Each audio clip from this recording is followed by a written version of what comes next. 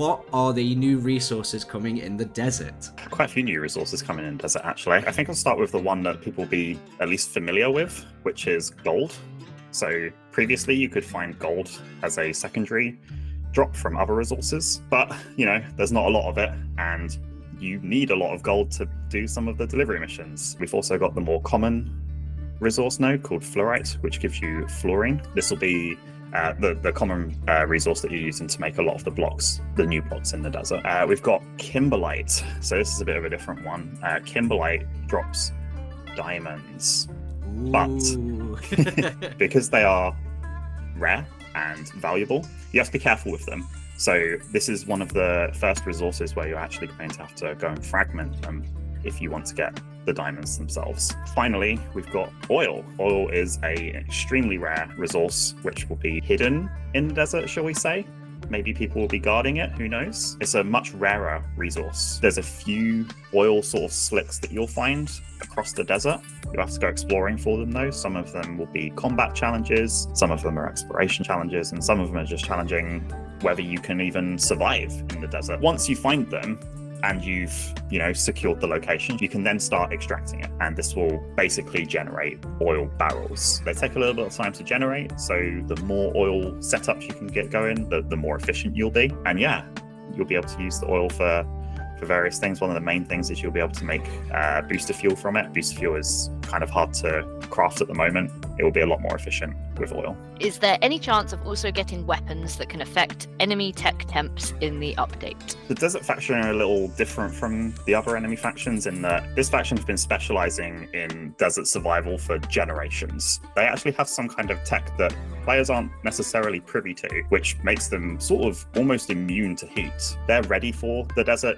like you're kind of going into their territory, so you're going to have to be able to figure out how to deal with it while also dealing with the enemy faction. I'm guessing there will be tech heat. Will there be a cooler? So yes, heat will definitely be one of the more prevalent problems that you have to deal with in the desert. However, there are several ways of dealing with it. You'll notice basically as soon as you reach the desert that it's hot.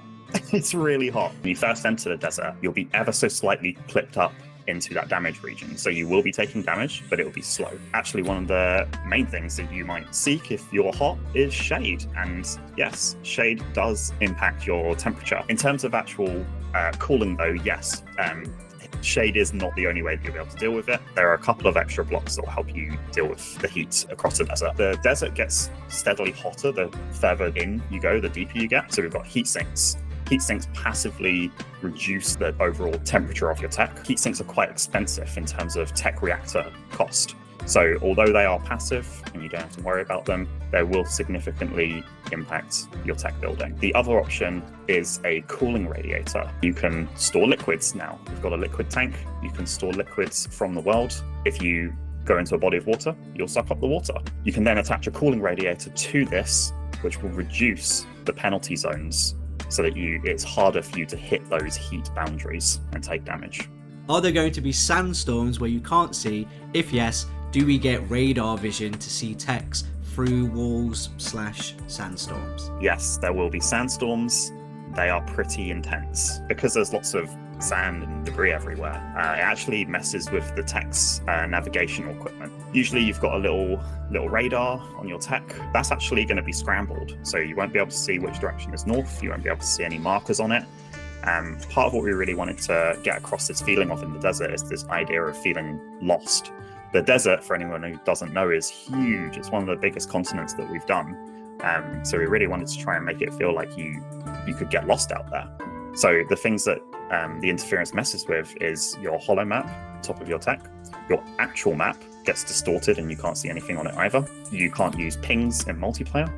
And the final thing is the auto lock-on weapons systems also get disabled. If you're thinking you're just going to be able to get around it by using the automatic weapons, I'm afraid not.